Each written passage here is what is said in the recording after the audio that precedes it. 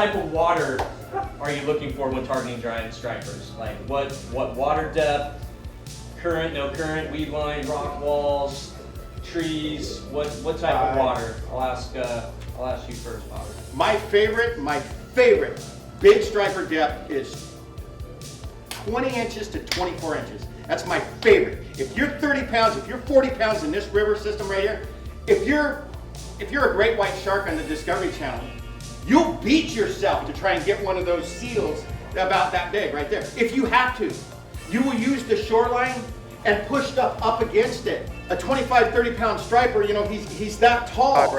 That thing is huge. How can that fish feed in 18 inches of water? He comes up real hard and turns sideways. Oh my gosh, dude, this is 30. And pushes those squaw fish and those split tails up in the dirt. They get small for a very short period of time, get what they want, and then boom, they're back in 2.5, 4 feet of water, no problem. These guys go get it shallow. And the thing is, most guys can't fish shallow because they can't do it here. Yeah, he wants that thing so bad.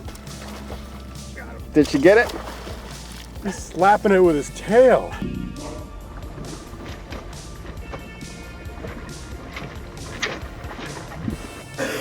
You got to fish shallow, and you got to become the water that's moving along. You got to be the toolies that are sitting there in the sand. That's a good one. Oh, okay. We're in SeaWorld this morning. You got to be that guy. Stealth is critical. Most guys, I know you watch it too. You see these guys, you watch how they're just, that guy's got no shot. That guy's got no shot. He's in 3 feet of water, he's in the right zone, but the thing is, look how sloppy his presentation is. He's using his trolling motor against the current to maintain his position instead of allowing the wind or allowing the current to move him through the key area. He might have the sun behind him right over here. He's fishing out in front. He's putting his shadow on the bottom before he's got no shot.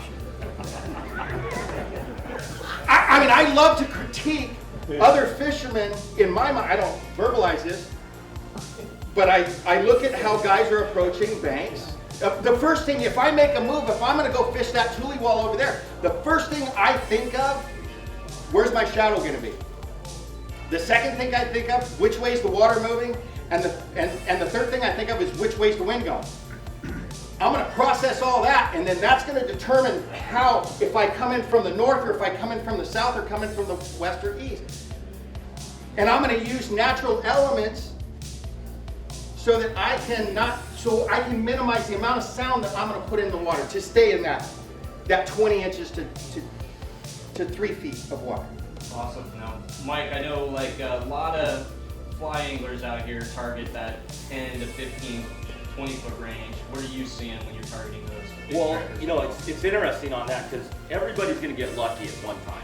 They're going to fish and clouds are in 10, 15 feet of water. There's going to be a school fish, and you're going to hook that 20 to 30 pound striper, and you're going to be a hero for that day.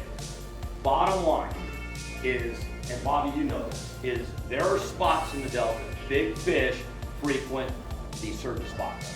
My clients yesterday, we caught 15 fish all day. All 15 were over 18 inches. Our biggest was 13. We dropped a big teener at the boat. But we're hunting. You've got to hunt for big fish. You don't just go out there and go, well, I see this weed bed and I'm gonna just cast along it. You gotta 3 feet of water less? Absolutely. I mean, I couldn't agree. That's why we run into each other at all these spots. Mm-hmm. And the big thing is sometimes I'll go to these spots and they'll go, Mike, why are we going back to this spot? I'm going, well, we tried it on this tide. It's all about windows. This guy's a master at catching big largemouth, and there's these little windows. You get these little windows. So everybody thinks, God, you know what, our best year on a fly, for me, for big fish in 08, we had 21 fish over 20 pounds on flies out here. We've gotten 3 over 40.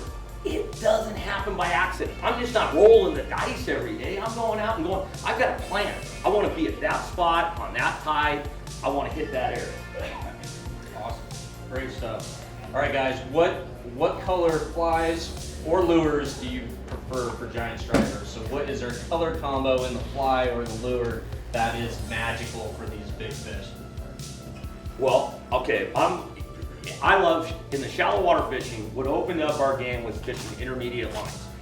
There's days I'll go out and I'll throw, a couple years ago, I went out, I fished with my client all day. He threw eye lines all day, intermediate, slow sink, in the column, 4 or 5 feet of water. He got 20 to 25 fish. I threw a giant pole dancer topwater all day long. Never got a blow up. And I'm like, that, and people go, Mike, is it a good topwater day? I go, you know what? It may not be that day. You start to get reads on, okay, fish are gonna eat on top today. They're gonna come. Sometimes they want a little bit below the surface.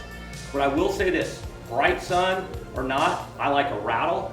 When I'm hunting big stripers, I like a rattle on my fly, and I'm a big fan of black over chartreuse. I like, and the reason is those fish in that shallow water are looking for profile. And the best thing you can do is get that profile down.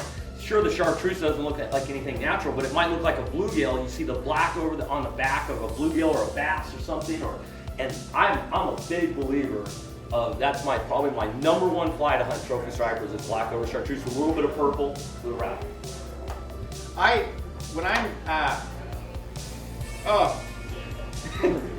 ready to start. I see some of the stuff you wrote too. It's different times. It's different times of the year. It's water clarity. It's temperature. It's forage. It's